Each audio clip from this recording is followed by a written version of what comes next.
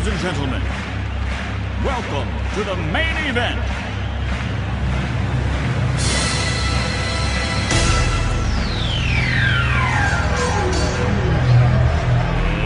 Let's get ready to rumble!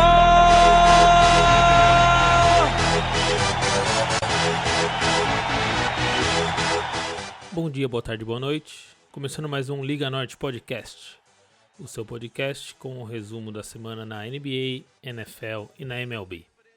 Hoje chegamos ao episódio número 14 e, como sempre, o Matheus traz aí o jogador que vestiu esse número e que honrou esse número em uma das 3 ligas. Fala aí, Matheus, quem que é o jogador de hoje? Salve, salve, galera, beleza? Hoje eu trouxe um Hall da Fama. O nome dele foi utilizado muito aí na antepenúltima temporada que o Westbrook ganhou o prêmio de MVP por causa das comparações. E hoje é o Oscar Robertson. Ele foi a primeira escolha do draft de 1960 pelos Cincinnati Royals, que atualmente é o Sacramento Kings. Ele só usou a 14 no Royals e depois ele usou a 1 no Milwaukee Bucks. E as médias dele na carreira é 25 pontos, 7 rebotes e 9 assistências. Ele é um dos melhores, um dos jogadores que mais fez triplo-duplo na carreira. O Westbrook na temporada de MVP passou o número de triplo-duplos numa temporada que era dele, o recorde. Ele foi o MVP em 63, 64 e também foi o Rookie of the Year no seu primeiro ano em 1960 e 61. E como eu disse, ele entrou no Hall da Fama na primeira vez que já estava disponível o nome dele no Hall da Fama e os jornalistas já votaram e puseram ele lá dentro. Sempre que tem discussão sobre jogadores melhores de todos os tempos, essas discussões bestas que sempre aparecem, mas que às vezes são engraçadas e tal, e é legal até para pontuar um pouquinho sobre momento na história, sobre relevância. O nome dele é um nome que sempre tá aí nesse top 10, pelo menos sempre pinta Oscar Robertson, e tá aí, trouxe alguns números, um jogador relevante na história da NBA, e que o Westbrook passou com o recorde de uma temporada, mas acho que tá longe de chegar ao nível de Oscar Robertson em toda a carreira. O Oscar Robertson foi o primeiro e o único até o Westbrook a ter uma média de triplo-duplo numa temporada em rebotes, assistências e pontos acima de 10 pontos e de 10, e o Westbrook fez isso 3 anos seguidos depois do MVP, então acharam que ia ser impossível, e o Westbrook foi lá e repetiu. E o Luka com 20 e pouquinhos também está mostrando que é possível por enquanto, tá quase, tá perto, né? Então beleza, então vamos lá, vamos já puxar as notícias que saíram na semana da MLB. High fly ball into right field, she is gone! E na MLB, apenas pontuando aí os jogadores que estão se movimentando entre as franquias, né? Alguns free agents ou alguma negociação que tiver, e o Matheus vai trazer o que teve de novo nessa semana. Teve alguns catchers assinados essa semana. O Grandal já tinha assinado com o White Sox no episódio passado, a gente trouxe aqui. E essa semana teve mais 2. O primeiro foi o Travis d'Arnaud, que jogou no Rays essa temporada. Ele teve um jogo com o Dodgers e já foi mandado embora logo em seguida que ele jogou. Daí o Rays pegou ele da Free Agency no meio da temporada e ele teve bons números pelo Tampa Bay. Ajudou o Tampa Bay, que tinha várias lesões, a ir para os playoffs. E ele assinou por 2 anos e 10 milhões com o Atlanta Braves, que tinha o Brian McCann de catcher, e ele se aposentou depois dos playoffs. E o outro catcher é Brasil, na MLB. Yan Gomes renovou com o Nationals, 2 anos, 10 milhões. Ele continua aí em Washington tentando buscar a repetição do título, né? Esse ano eles que ganharam a World Series ano passado e ele foi uma peça importante porque o Suzuki machucou nos playoffs, não pôde jogar todos os jogos e o Yan Gomes estava lá. Jogou bem, rebateu, colocou a bola em jogo algumas vezes, foi uma boa. Foi importante. Isso, muito bom. Legal que é a renovação de um jogador brasileiro na MLB, um atual campeão, então pra gente também é legal, pra divulgação do esporte aqui ajuda sempre, né? Então 2 anos, 10 milhões no bolso, tá bom, não tá ruim não. E ontem saiu acho que a maior, depois do Grandal, acho, a maior da Free Agency até agora, o Mike Moustakas, que também era do Brewers, assinou com o Cincinnati Reds, 4 anos, 64 milhões. Ele vai ser segunda base no Cincinnati Reds, já saiu a notícia. Ele que vinha jogando terceira base pelo Royals e pelo Brewers. E foi uma perda grande pro Brewers. Ele que teve 35 home runs ano passado, e ele e o Grandal foram quem levou o Brewers para os playoffs depois que o Yelich machucou. Então perder os 2 dos 3 melhores jogadores do time vamos ver o que o Brewers vai fazer na Free Agency. Vai ter que ir pro mercado para repor essas peças. Então tá bom. Então, principal fica aí a notícia de que a gente tem Brasil por mais 2 anos aí em alto nível na MLB. Isso é sempre legal. Beleza? Então vamos agora pra esperada NBA. Lillard, long range three, and it's good! At the buzzer! Damian Lillard! Are you kidding me? Bem, na NBA não para de acontecer grandes números, grandes jogos, grandes jogadores em ação. Então vamos lá para a lista que o Matheus separou dessa última semana, certo? Vamos começar então com o Barba. O que o Barba aprontou de novo? James Harden, no último sábado contra o Atlanta Hawks, ele fez 60 pontos em apenas 3 quartos e foi o jogo de 60 pontos ou mais da história mais eficiente. Ele só arremessou 24 vezes, ele também teve 23 lance livres, mas em 24 arremessos esse foi o número mais eficiente da história da NBA, e também não é o maior número de lance livres cobrados num jogo de 60 pontos, porque o Will Chamberlain, ele sempre fazia esses jogos de 60 pontos aí, que tem o recorde com 100 pontos num jogo. Ele chutava 30, 35 lance livres por jogo, então o Harden cava falta, mas não tanto assim como grandes jogadores já cavaram. E depois desse jogo de 60 pontos, o Harden se juntou ao Michael Jordan como terceiro com mais jogos de 60 pontos na carreira. Ele chegou ao 4º jogo com esse número de pontos, e só atrás do Kobe, que tem 6, e do Will Chamberlain também, que daí acho que é difícil ele chegar perto, que é 32 jogos de mais de 60 pontos. Com certeza ele vai ter mais jogos como esse, mas para chegar aí de 4 a 32, tem uma caminhada longa aí. Haja 60 pontos. E vamos lá falar de um jogão que teve também a semana, do Lakers e Dallas, que já tinha sido um jogão algumas semanas atrás, né? Com o LeBron e o Luka, cada um carregando seu time, e com um final daqueles eletrizante, e agora teve mais um jogo desse, que colocou em prova um pouquinho o Lakers também, que estava com um número não tão bom contra times positivos na temporada, né? Conta como foi essa história.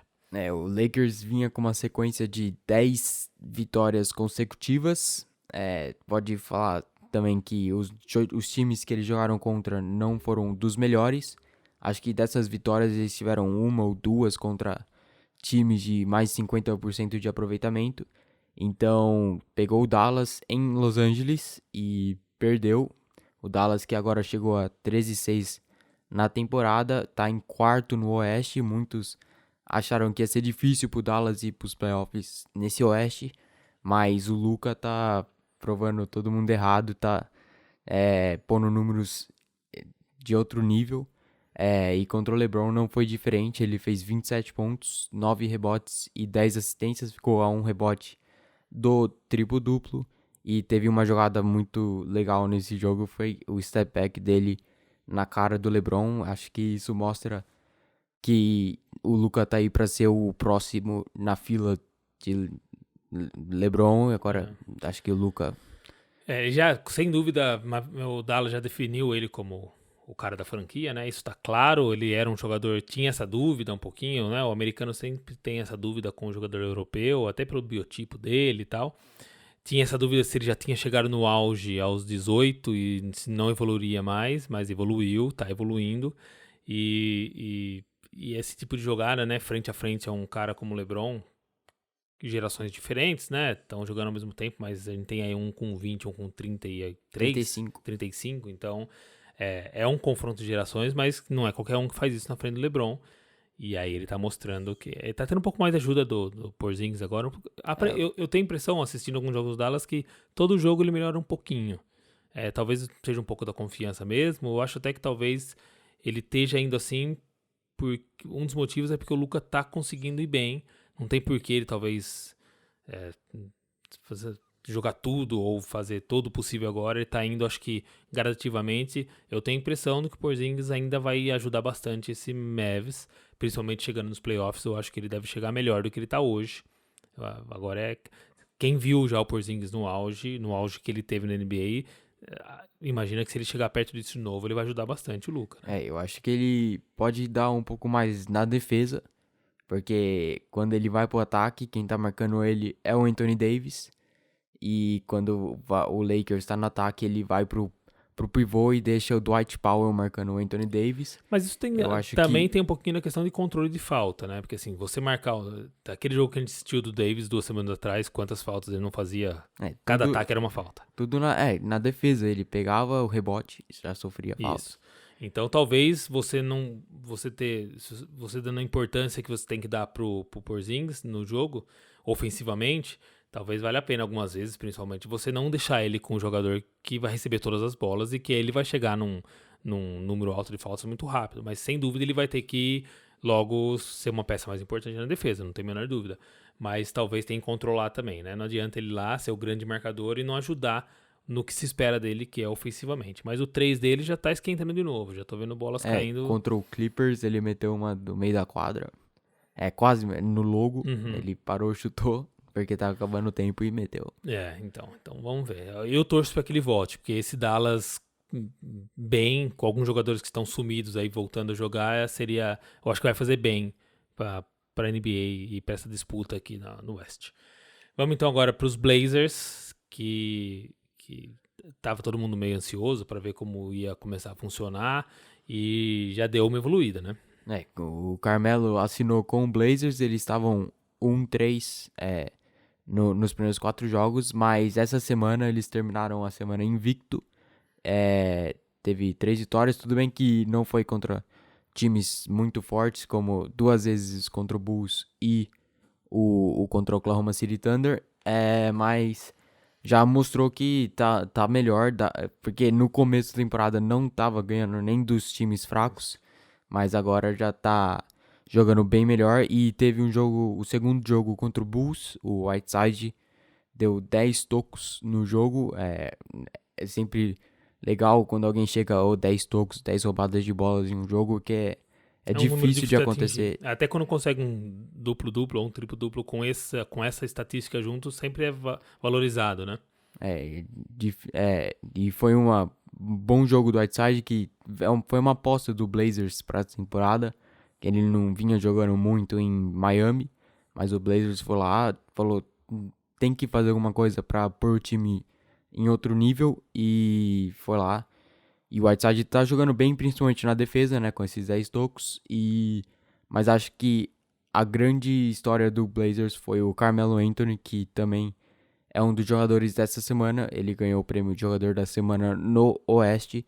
Ele teve média de 22 pontos por jogo e 8 rebotes, vem fluindo bem com o ataque do Blazers. O CJ McCollum e o Lillard estão usando bem ele. O Lillard tá fazendo menos pontos, mas o número de assistências dele tá aumentando muito. Eu sempre olho no box score, ele tá com tipo 15 pontos, mas mais de 10 assistências toda vez. Então acho que ele tá sabendo utilizar o time, né? E eu acho que o Lillard tem essa visão, né? O Lillard, ele é muito ligado a Portland e eu acho que ele não tem problema nenhum em fazer o time ganhar, ele fazendo menos ponto.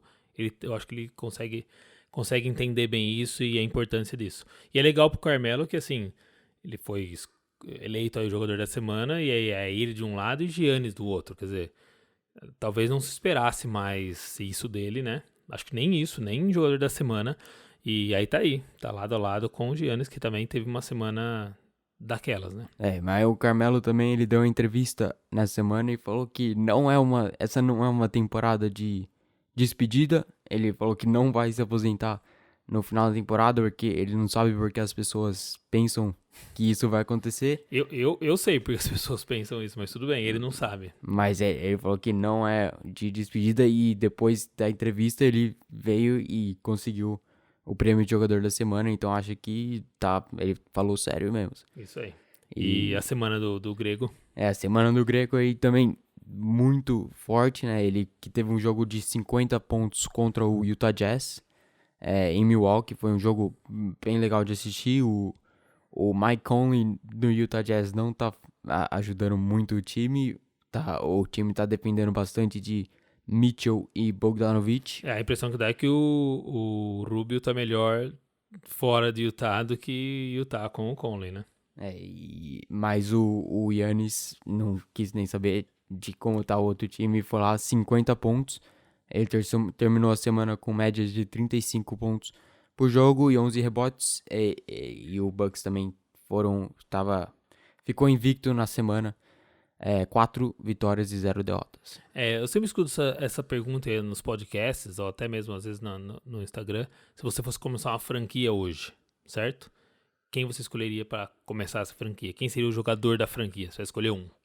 Eu acho que seria o Giannis. É o que a maioria fala, né? Porque ele é um dos mais jovens também. Acho que a proporção do que ele traz em quadro, com a idade dele e o quanto ele evoluiu nos últimos 3 é assustador, né? Então, assim, a gente tem um futuro bom. Vamos ver só se ele vai ficar por lá, né? Todo mundo já começa a questionar, né? Se ele vai buscar um move aí quando ele chegar na free agency dele, mas é assustador mesmo a evolução e a capacidade do Grego louco.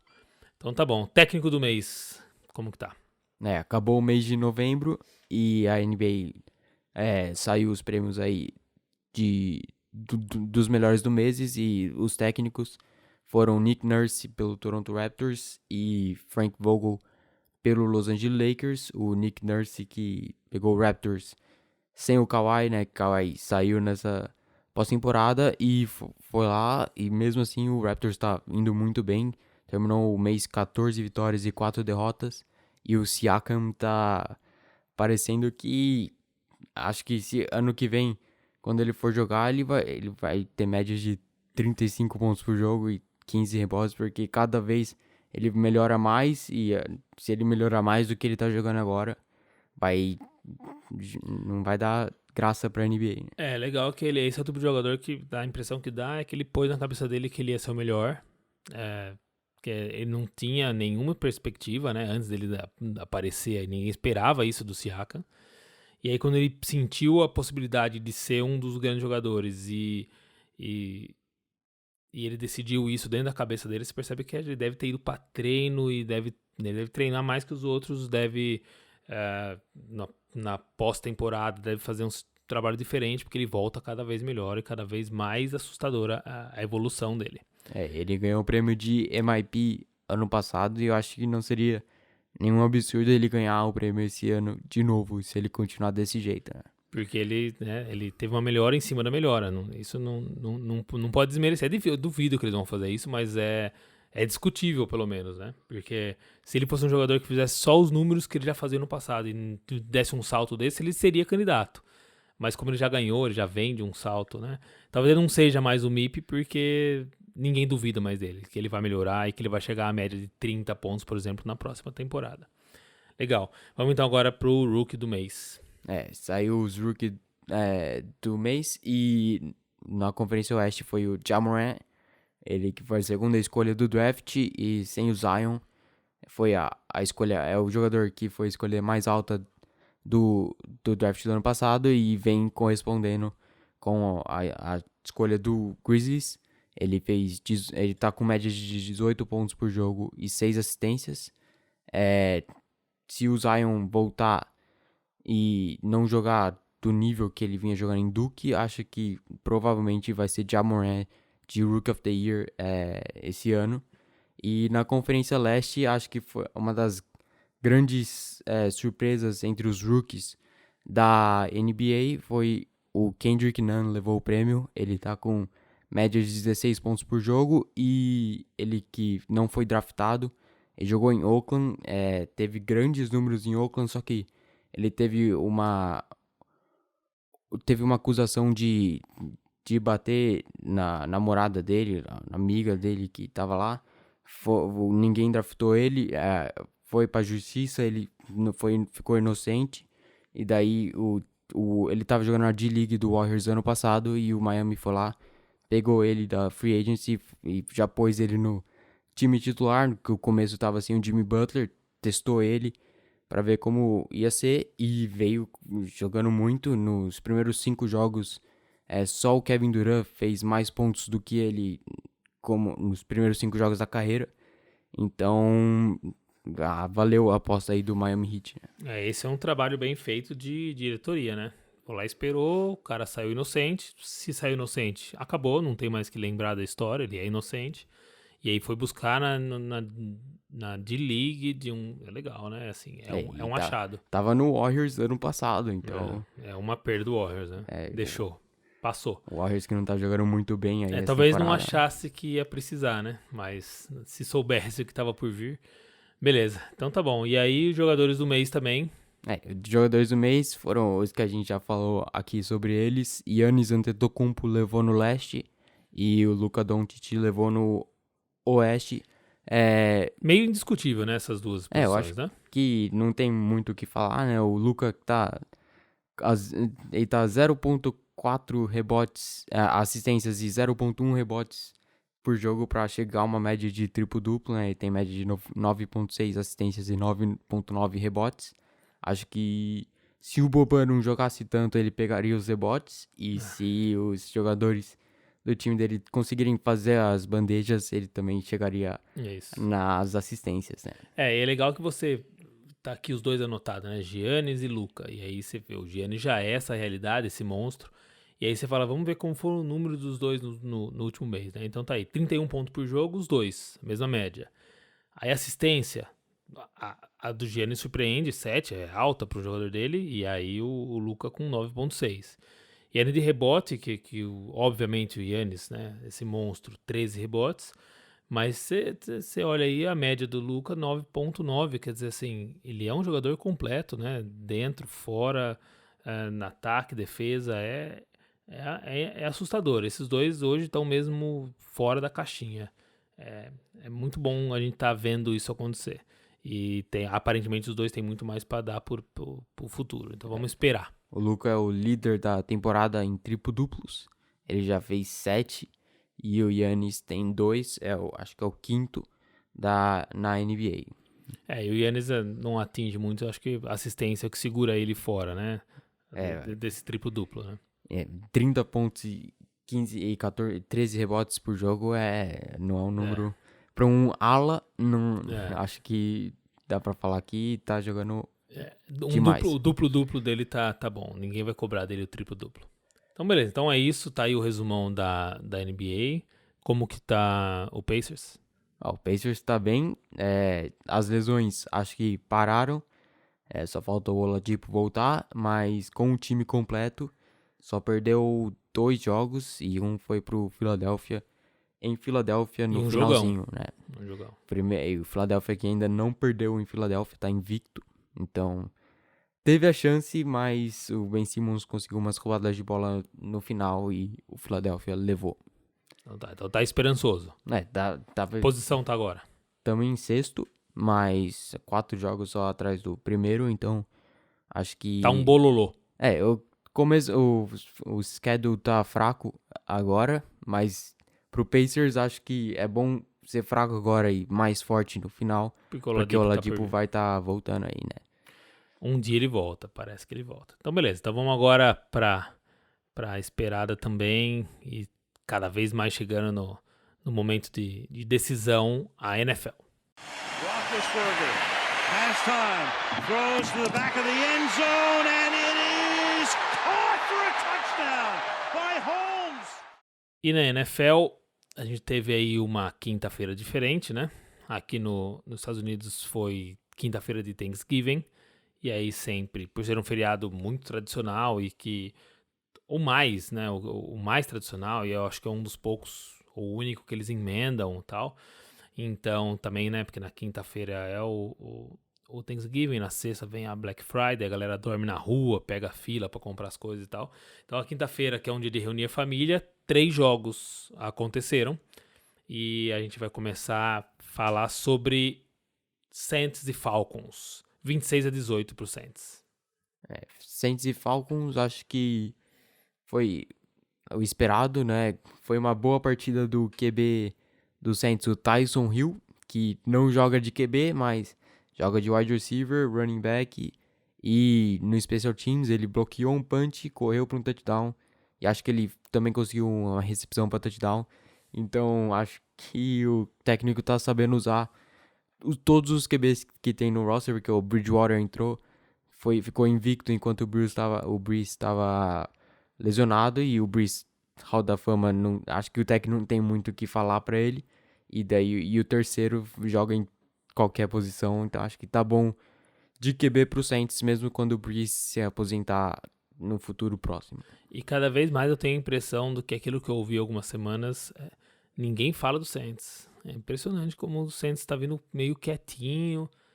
Acho que vai dar trabalho, acho que vamos ouvir falar mais desse time. Depois dos resultados que aconteceu nessa semana, o Saints tá em primeiro na Conferência Nacional, então tomar cuidado, né? Abre o olho. Tá, próximo jogo então, também na quinta-feira, Bears e Lions, 24-20 pros Bears. Foi o primeiro jogo da carreira do QB do Lions, eu não lembro o nome dele, mas o QB reserva não vinha jogando muito bem, então decidiram pôr o terceiro pra ver se alguma coisa ia acontecer de bom. Ele é o David Blau, ele começou bem o jogo, teve 2 touchdowns no primeiro tempo, mas no final acho que faltou a experiência e teve uma interceptação no final tentando virar o jogo, mas o Trubisky conseguiu ser melhor, ele lançou para mais de 330 jardas e 3 touchdowns, então acho que a torcida do Bears tem que ver se dá, nesse final de temporada que não tá brigando por muita coisa, tem que ver se o Trubisky vai dar alguma coisa ou não, né? Apesar que pra mim faz diferença você só começar a render a hora que seu time já não tá mais lutando por nada, né? Porque sem pressão é sempre mais fácil, né? Tem que ver mesmo na hora que o bicho pega e quando o time tem que pôr o time na disputa. Mas tudo bem, já tá melhor do que antes. Próximo jogo também na quinta-feira, Bills e Cowboys, 26-15 pros Bills. Acho que esse jogo foi um statement, né, do Buffalo Bills. Foi para Dallas e ganhou com facilidade do Cowboys. O Josh Allen teve outro jogaço. Ele vem provando ser uma boa escolha do Bills, né, que escolheu ele no draft do ano passado. E o Bills está no primeiro lugar do Wild Card na AFC e não parece que vai sair de lá muito cedo. Tem chances nesse final de temporada para pegar a primeira posição. Se conseguir bater o Ravens e o Patriots, consegue ficar em primeiro e mando de campo pro resto dos playoffs. Então vamos ver aí como vai ser esse final de temporada. Isso pode fazer diferença, a gente sabe, né? E pro lado do Cowboys, decepção, acho, pro torcedor, né? O Cowboys não ganhou de nenhum time com uma campanha positiva. Teve 5 vitórias na temporada e tudo contra time ruim. E o Eagles tá um jogo atrás do Cowboys, mas o Eagles tem o calendário mais fácil pro final dessa temporada e os dois vão se enfrentar também, então esse jogo também vai ser bem legal de assistir. Beleza, então vamos lá pro primeiro jogo já do domingo, Redskins e Panthers, 29-21 pros Redskins. Semana passada o Dwayne Haskins não tava lá pra fazer o último snap porque tava tirando selfie com os torcedores, mas acho que ele aprendeu como ganhar jogos e ganhou seu segundo seguido, e dessa vez ele tava lá até o final. Grande partida do running back do Redskins, o Darius Guice, segunda temporada dele, e o Panthers hoje demitiu o técnico Ron Rivera. Acho que os torcedores estão felizes porque o Ron Rivera é um técnico meio ultrapassado, né? Ele é mais de defesa e correr, e a NFL agora tá... o jogo aéreo parece ser o mais importante, né, para os times. E ele sempre falava que vai ganhar o jogo com defesa e corrida só, e a torcida não aguentava mais. Acho que foi uma boa escolha da diretoria dos Panthers. Nas redes sociais estão agradecendo ao coach, né? Mas tá aí, né? Às vezes você precisa dar um passo em direção ao futuro, né? Dar uma mudada, mudar um pouquinho as ideias e trazer algo novo. Agora para um jogão, aqueles jogos fantásticos. Jets e Bengals, 22-6 para os Bengals. Saiu a primeira vitória dos Bengals. O Andy Dalton voltou a ser titular e levou o Bengals à vitória em cima do Jets, que não conseguiu fazer nada contra a defesa ruim do Bengals. O Jets é meio estranho, né, que semana passada eles foram e venceram o Oakland com facilidade, mas... É uma inconsistência assustadora, né? Perdeu, foi a primeira vitória do Bengals, foi contra o Jets, então acho que não dá pra saber o que vai acontecer com esse time ano que vem. A impressão que dá é que tem que mudar muito, bastante coisa. Então tá, próximo jogo, Titans e Colts, vitória dos Titans, 31-17. Esse foi um dos jogos mais importantes em questões de playoffs. Os dois estavam empatados e o Titans foi para Indianapolis e conseguiu a vitória. Agora tá empatado com os Steelers, mas fora por critérios de desempate para a última posição do Wild Card. E desde que o Tannehill assumiu como titular, o Titans não perdeu. Acho que o Titans achou o QB da franquia e o Colts tem que achar um kicker, porque o Vinatieri não tá indo nada bem essa temporada. Errou mais 3 field goals, um foi bloqueado, mas os outros 2 ele errou, um por mira e o outro porque chutou muito baixo e o cara só pôs a mão pra cima na linha e conseguiu bloquear. Foi um chute meio estranho do Vinatieri e acho que essa é a última temporada dele mesmo, né? Ele que é um dos grandes, né? Sem dúvida, é um dos grandes da Já história, ganhou o né? Super Bowl pro Tom Brady, ele fez um chute na neve no final de conferência, virando o jogo contra o Raiders, e então a história dele é grande, mas essa temporada não E a vai idade ser. chega e dizem que pro kicker e tal, ela chega meio forte, né? De repente desliga, não consegue mais. Legal, então próximo jogo, esse sim, um jogaço. 49ers e Ravens. 17 para os 49ers, 20 para os Ravens. Como foi esse jogão? Esse jogo foi na chuva, tava difícil de passar a bola lá em Baltimore, mas os times não decepcionaram. O Lamar continua com a sua temporada fantástica, né? Conseguiu bater a defesa do 49ers, que vem sendo a segunda melhor da temporada em todos os números. E com essa derrota, o 49ers caiu de primeiro da NFC e agora tá como wild card. O Seattle conseguiu passar o 49ers, então vamos ver como o 49ers vai responder nesse final de temporada. Eles ainda têm uma chance de jogar contra o Seattle, vão enfrentar o Seattle e é o tudo ou nada agora nesse final de temporada pro 49ers para conseguir o mando de campo nos playoffs. Assim, fica todo mundo cobrando muito dos 49ers, né? Quero ver contra os times grandes e tal, mas foi um jogão. O 49ers não apanhou. Foi lá, jogou, só que encontrou um time à altura e que conseguiu no final, né? Com Foi chute. de gol no final do Justin Tucker. Mesmo na chuva, o Tucker não falha, né? Esse é um dos grandes que tá num grande momento ainda, sim. né? Então, beleza. Então, pro próximo jogo agora, Buccaneers e Jaguars. 28-11 pros Buccaneers.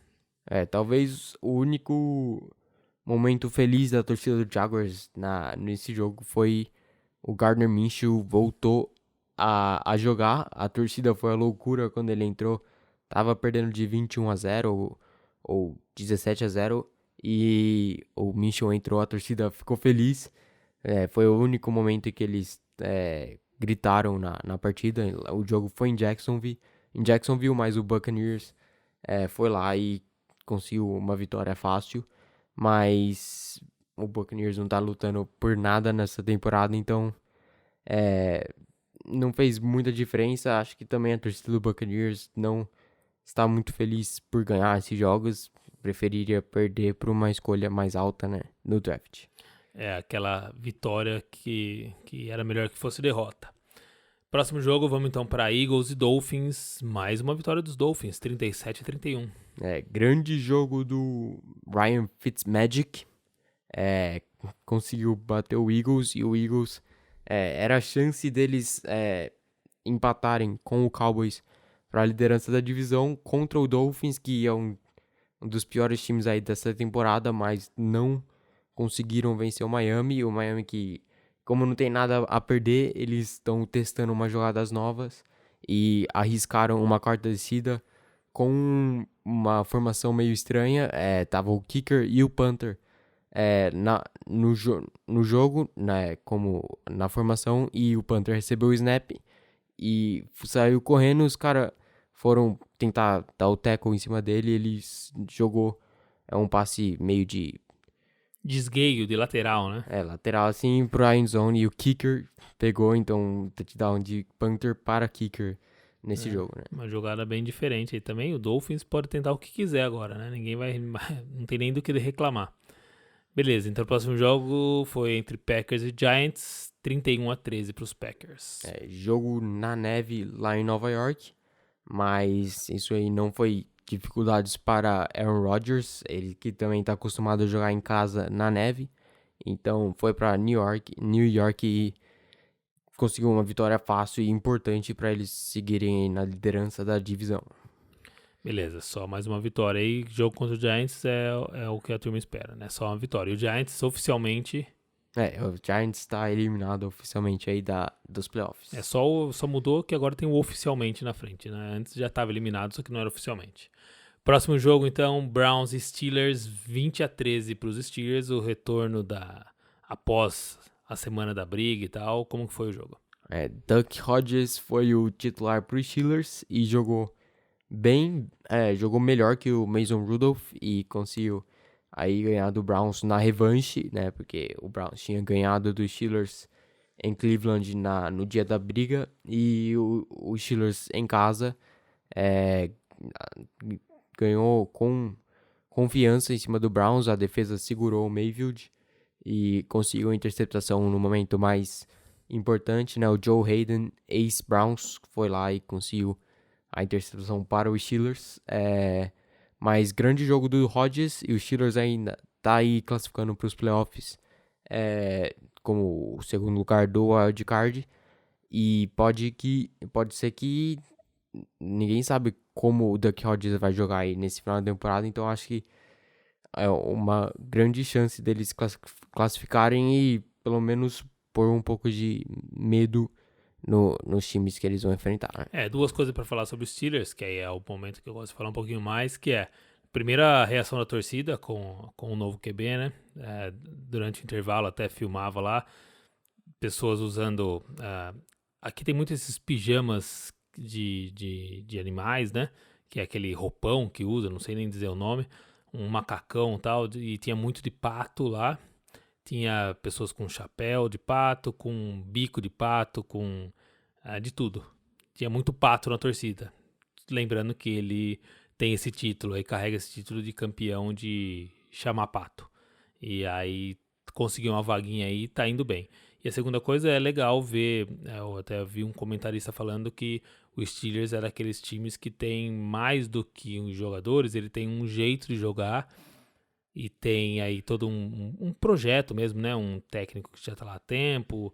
E todo como se fosse eles dão um nome para isso, que é uma escola, né? Como se fosse uma escola Steelers. E mesmo com o QB já tá o quarto QB que tava na lista quando começou o ano, ele era o quarto QB. Sem o seu wide receiver principal tá fora, o Juju. Tá o nosso running back principal tá fora também. E mesmo assim, o time tá na briga no wild card e não é fácil para ninguém ganhar dos Steelers. Então, e mesmo que chegue por acaso chegue nos playoffs sem muita chance, acho que dar jogo de playoff para um jogador que tá começando é sempre bom, né? É a experiência que ele vai ganhar, mesmo perdendo o playoff, se isso acontecer. Às vezes faz falta pro jogador não ter nunca jogado um playoff, então é melhor para ele. Certo, vamos então ao próximo jogo, que foi entre Rams e Cardinals, 34-7 para os Rams. O Rams, depois de levar um atropelo dos Ravens em casa, foi pro Arizona e passou o trator em cima dos Cardinals. Grande jogo do tight end, do Higbee, conseguiu 2 touchdowns. E também grande jogo do wide receiver Robert Woods, conseguiu 137 jardas em 6 ou 7 recepções. O Rams ainda tá na briga, tá 7 vitórias e 5 derrotas. E com a derrota do Vikings ontem, tá mais perto daí do wild card na Conferência Nacional.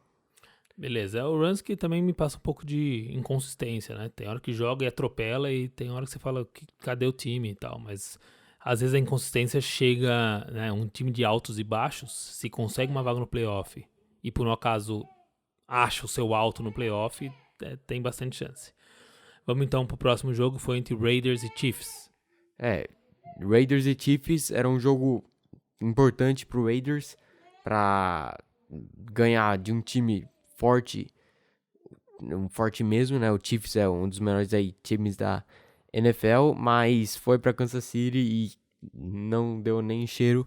40-9 pro Chiefs, grande jogo do Patrick Mahomes, e a defesa conseguiu segurar o Derek Carr e o Josh Jacobs, então acho que é um bom sinal aí pra defesa, porque eles vão pegar o Patriots agora nessa próxima semana, então vamos ver aí como eles respondem e se o Mahomes consegue quebrar a defesa dos Patriots. Isso aí, jogão que tá por vir. Próximo jogo entre Chargers e Broncos, 23-20 pros Broncos. Como foi a estreia? Estreia de Drew Lock como QB titular dos Broncos, e o começo foi muito bom. Ele conseguiu 2 touchdowns no primeiro quarto. Um deles foi uma recepção sensacional do Sutton com uma mão caindo no chão. Ele conseguiu pôr a mão por baixo da bola e segurar. Depois do jogo, o Sutton deu uma entrevista e falou que na hora, no huddle, o Drew Lock mudou a rota dele. Ele falou a jogada e falou, Sutton, corre essa rota aqui, acho que vai dar alguma coisa. E vai dar bom. Vai dar bom, e acho que é um bom sinal, né, para um QB rookie chegar no huddle e mudar a rota pro wide receiver. E na entrevista o Sutton tava feliz, porque ele falou, eu amo correr essa rota, sempre acho que dá certo, às vezes eu quero e não posso correr, e ele ficou feliz que o Drew Lock mudou a rota. Mas no segundo tempo o ataque do Broncos parou. O coordenador ofensivo não vem sendo muito não vem dando umas chamadas muito... Momento corneta.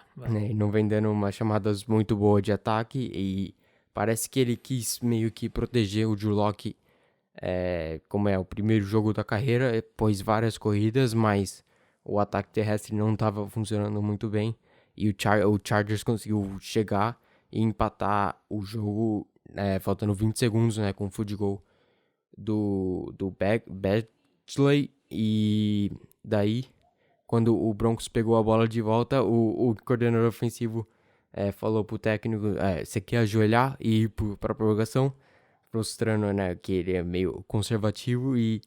Conservador.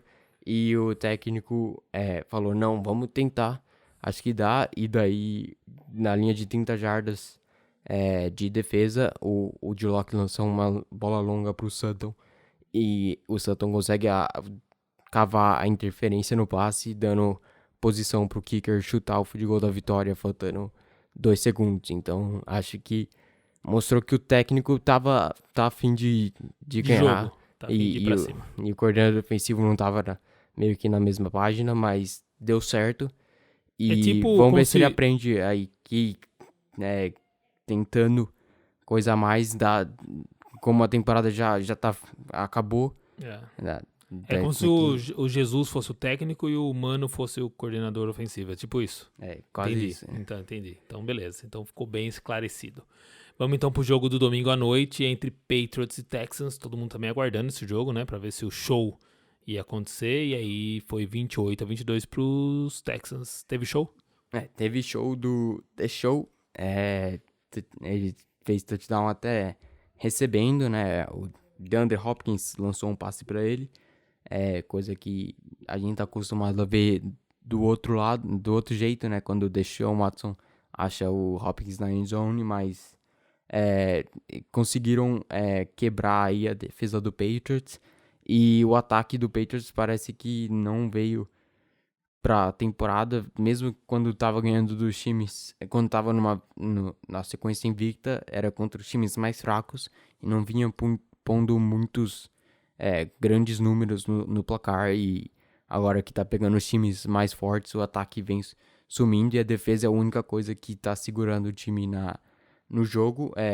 Tava 22-15 e o Patriots conseguiu no final, quando o Texans já tava meio largado, conseguiu um touchdown e tentou um sidekick, só que não deu certo. E o Texans conseguiu a vitória importante pro time, que agora que o Colts e o Titans aí estão na briga, eles abriram na divisão 2 jogos na frente do Titans. É legal. Então, e é legal ver que tem time pra brigar com os Patriots, né? Assim, tem mais time aí na NFL pronto pra brigar com esse Patriots. Sem dúvida, ofensivamente, o Patriots está num mau momento, né? Não tá longe do seu auge. Vamos ver como vai resolver isso para os playoffs.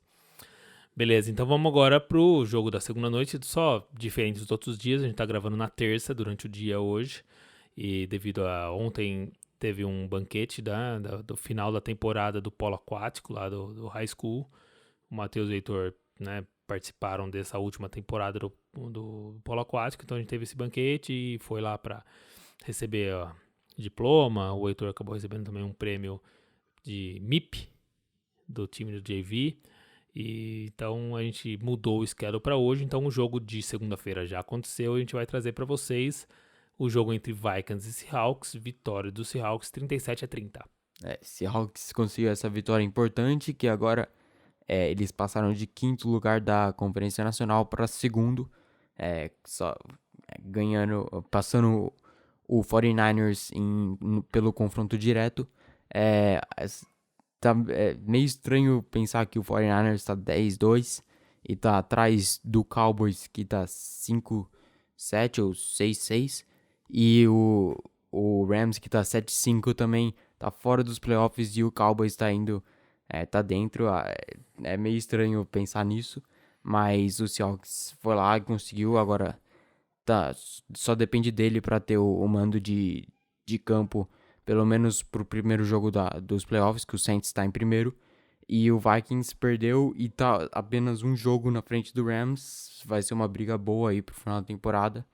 O Dalvin Cook saiu machucado no meio do jogo, e espero que não seja nada grave, porque ele vem jogando muito bem nessa temporada e dá pra ajudar o Vikings conseguir chegar aos playoffs nesse ano.